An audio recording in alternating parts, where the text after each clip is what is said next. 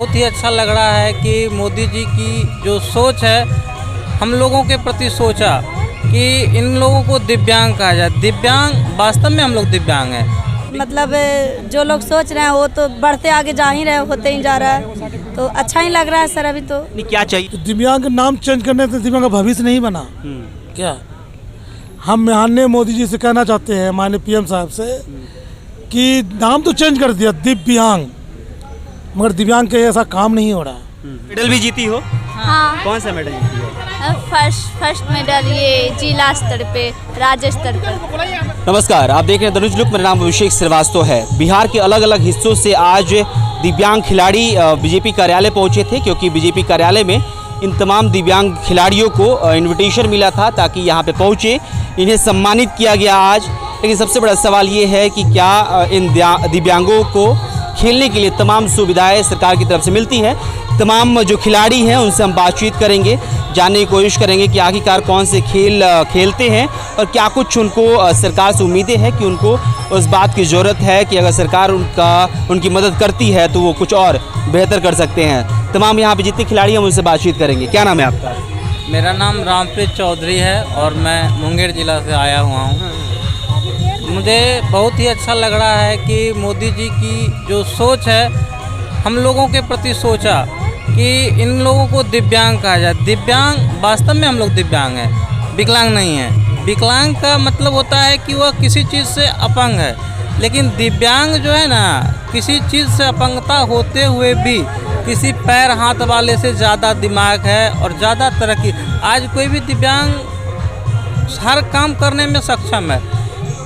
इसका ये है कि उसका एक अंग नहीं होने के बावजूद भी वह अपना कार्य कर रहा है। तो मोदी जी बहुत अच्छे काम। सवाल रहेगा मेरा, कौन सा खेल खेलते हैं आप? हम शॉट पुट और जेवलिंग और डिस्कस तीनों खेल खेलते हैं और हम शॉट पुट में 2012 में नेशनल चैंपियनशिप जीत चुके हैं। क्या उम्मीद है बिहार सरकार से? यहाँ पहुँचे हैं, क्या बिहार सरकार को करना चाहिए आप लोगों के लिए ताकि आप लोग बेहतरीन कर सकें? बिहार सरकार जितने भी योजना निकालते हैं दिव्यांगों के लिए, तो योजना सफल नहीं हो पा रहा है। हम चाहेंगे कि उस योजना को अच्छे तरह से उसकी निगरानी किया जाए।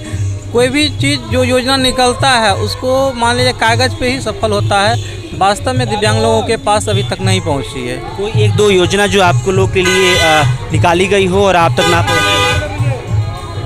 कोई भी ऐसी योजना नहीं है जो कि दिव्यांग सफल रूप से उसमें परिपूर्ण हुआ हो। कोई भी योजना हो, कोई भी जो भी योजना सरकार की है वो 100 में हम कहते हैं 50% सफल हुआ है, 50% से ज़्यादा सफल नहीं हुआ है। आज मान लीजिए हमारे दिव्यांग ट्राईसाइकिल के लिए, इलेक्ट्रिक ट्राईसाइकिल के लिए बहुत कोशिश कर रहे हैं, लेकिन बहुत ही कम लोगों को, यानी हमारे मुंगेर में मात्र पिछले साल 5 ट्राईसाइकिल मिला, जो कि बहुत ही अच्छा नहीं लगता है। आज के ज़माने में मेहनत करें और दिव्यांग लोग देखिए। एक सवाल है, जैसे जो सुन रहा होगा, जो दर्शक सुन रहे होंगे या फिर जो नेता सुन रहे होंगे आपकी बात को, वो ये सोच रहे होंगे कि ऐसा कौन सा ये है, कोई आपके पास पहुंचना चाहिए था वो लेकिन नहीं पहुंचा। जैसे देखिए, सबसे पहले बात कहूँगा कि दिव्यांग लोग को नौकरी, तो नौकरी में जो ये आरक्षण देते हैं, 3% आरक्षण कहते हैं दिव्यांगों को, तो अगर 3% आरक्षण दिए तो 1% HH, 1% BH और 1% OH ले लेते हैं। तो ये 1% की जो बात होती है, इनका सीट फिक्स रहता है कि आपको अगर 1 लाख की वैकेंसी है तो एक OH दिव्यांग को 1000 सीट मिला। अब अगर 1000 से ज़्यादा कट ऑफ आ रहा है फिर भी वह दिव्यांग को नहीं लेगा, क्योंकि सीट उसका सीमित है 1000।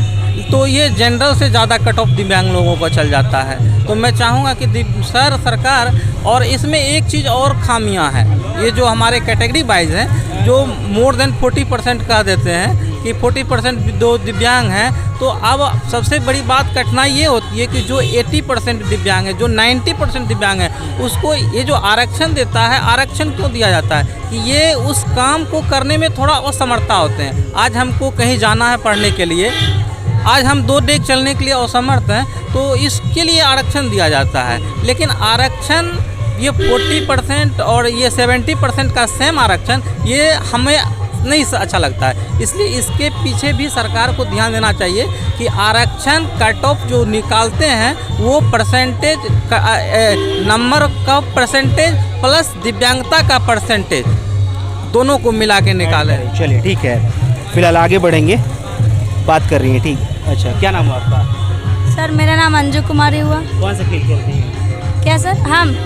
हम शॉर्ट पुट खेलते हैं और डिस्कस खेले हैं और छारी फेंक खेले हैं सर। अच्छा, मतलब कौन कौन से मेडल बिहार के लिए जीत के लाई हैं? सर अभी तो गोल्ड मेडल सर एक ही जीते हैं और फर्स्ट ही खेले हैं और नहीं कभी खेले हैं, फर्स्ट खेले हैं। अब सर गोल्ड मेडल लाए हैं, फर्स्ट लाए क्या हैं। सरकार से क्या उम्मीद है, क्या होना चाहिए आप लोगों के लिए जिससे कि आप लोग बेहतर कर सकें?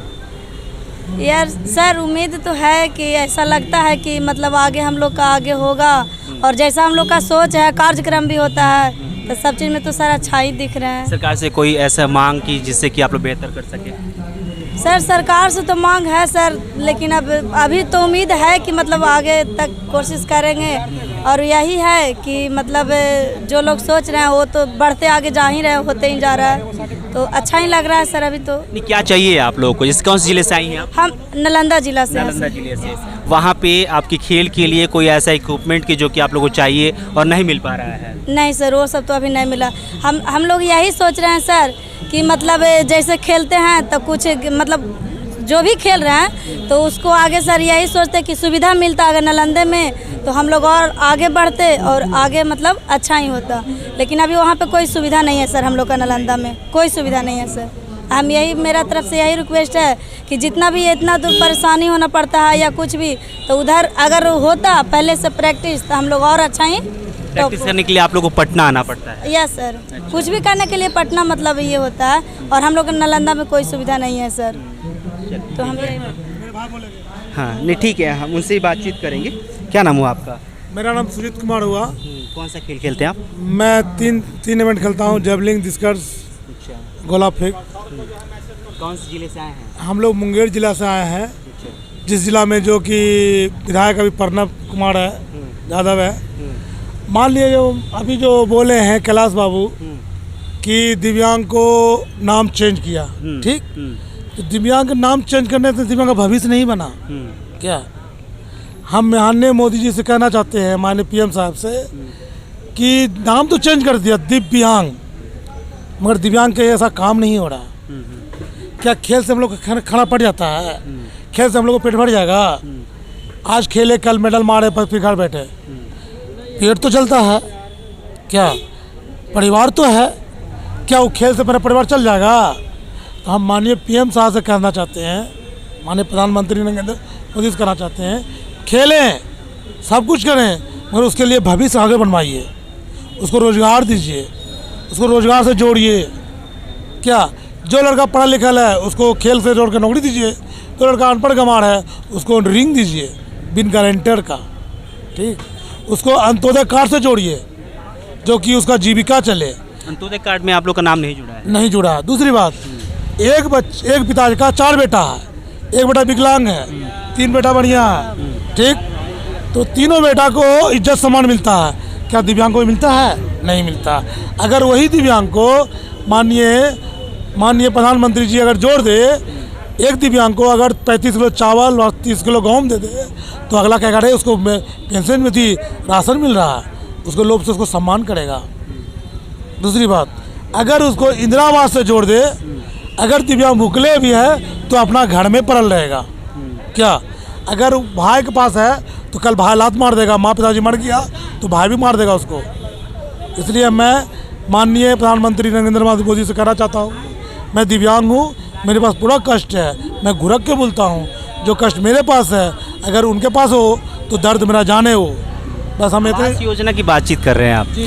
तो गांव के मुखिया नहीं सुनते इन सब चीज़? कोई नहीं सुनते हैं, मुखिया छोड़िए, आपका न जिला कलेक्टर सुनते हैं, न मंडल पदाधिकारी सुनते हैं, न एसडीओ साहब सुनते हैं। हॉस्पिटल में हमारा बच्चा भी बीमार पड़ता है, बहन हुआ, भतीजी हुआ, बेटी हुआ, तो वहाँ भी डॉक्टर भी कोई रिप्लाई करते हैं, न कोई तरह का रैम्प है, न कोई तरह का सुविधा है। तो फिर दिव्यांग को जिंदा रहने से क्या फायदा सर? सिर्फ खाली खेले से होगा कि उसके आगे होगा? सिर्फ बुला के शील्ड देने से नहीं बस होगा। ठीक है, सेल मान लिया गोल्ड मेडल मारे हैं, क्या देते हैं अमाउंट में? 50,000, ठीक, 50,000 देते हैं, वो तो एक ही बार मिलता है। क्या प्यास है तो मेरा जिंदगी कट जाएगा हैं? बस माननीय हम इतने बोलते हैं कि अगर मेरा नाम चेंज किया तो मेरा भविष्य चेंज करने का काम करे।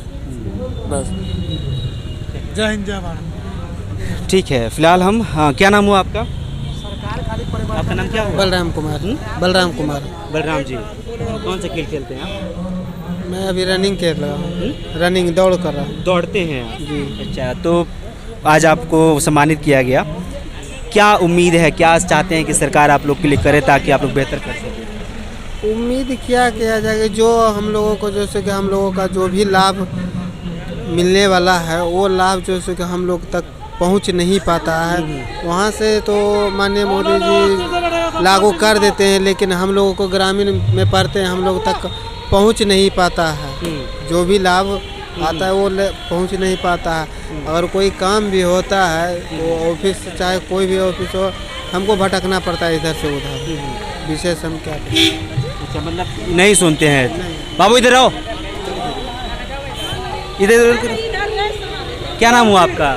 सोनाली कुमारी। सोनाली, मुबारक हो आपको, आपको सम्मानित किया गया है। क्या करते, कौन से खेल में आप? रनिंग खेलते हैं। रनिंग करती हैं। कौन से जिले से आई हैं? मुंगेर जिला। मुंगेर जिले से। क्या क्या व्यवस्था है आपके रनिंग के लिए वहाँ पे? वहाँ पे है स्टेडियम है। स्टेडियम है? हाँ। अच्छा, और क्या सरकार से मतलब कोई निवेदन आपका कि जो कि आप चाहती हो कि आपके ज़िले में, आपके गांव में होना चाहिए आपके लिए? नहीं, कुछ नहीं। कोई ऐसी चीज़ जो कि जैसे कि आप रनिंग करती हैं, तो जो लड़के रनिंग करते हैं, लड़कियां रनिंग करती हैं, उनके लिए आप चाहती हो कि अगर हो जाता गांव में तो बेहतर होता? ऐसा कोई चीज़ नहीं है? दौड़ने के लिए व्यवस्था होना चाहिए।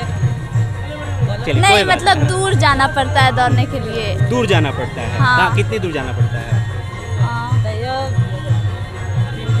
3 किलोमीटर। अच्छा, आयोजन होता है गांव में, कंपटीशन वगैरह होता है हाँ, होता है। कि पटना आना पड़ता है कंपटीशन में भाग लेने? नहीं होता है, एक बार होता है। हाँ? एक बार होता है। होता है हर रविवार को? नहीं, मैंने खेल तो रोज हो रहा है। आप इनकी माँ हैं? अच्छा।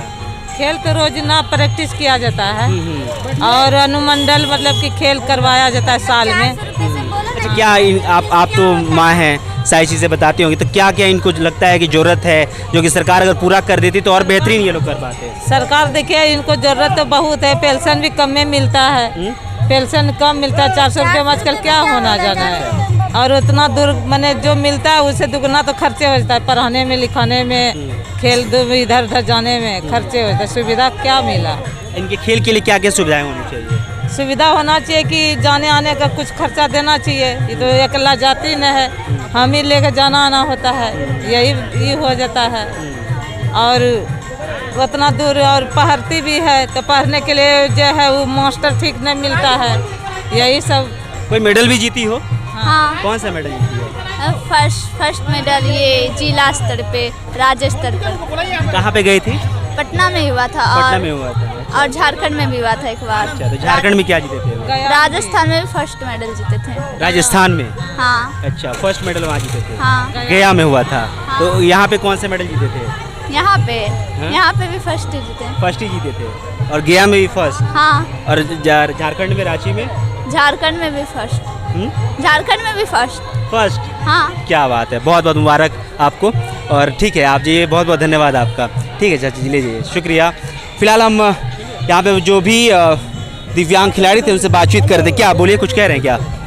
हमारा जो हम जो बात बोले, अगर आपके चैनल में अगर हो तो उस बात को रखिए कि जितने भी दिव्यांग हैं उनका जो कट ऑफ बनता है उसका अंक और उसका परसेंटेज दोनों को मिला के, दोनों का मतलब ऐसे नहीं कि परसेंटेज अगर जिस दिव्यांग का ज़्यादा हो, अगर उसका परसेंटेज कम आ रहा है, ठीक ना, तो उस हिसाब से उसका दिया जाए, है ना कि जो 40% दिव्यांग है और जो 70% दिव्यांग है दोनों का कट ऑफ एक कर देते हैं, ये थोड़ा सा नहीं अच्छा लगता है। बस इतना ही कहूँगा। चलिए, फिलहाल हम बातचीत कर रहे थे, बीजेपी कार्यालय में फिलहाल हम मौजूद हैं और बीजेपी कार्यालय में इन तमाम दिव्यांग खिलाड़ियों को बुलाया गया था और आज इन्हें सम्मानित किया गया। हालांकि इनका मानना है कि सिर्फ सेल दे देना या फिर एक कंबल दे देना या फिर एक शॉल दे देना सम्मानित करने का तरीका नहीं हो सकता, यानी कि इनको सुविधाएं चाहिए। कह रहे हैं कि अगर कोई मेडल लेके आता है उस वक्त अगर छोटा सा एक अमाउंट मिल जाता है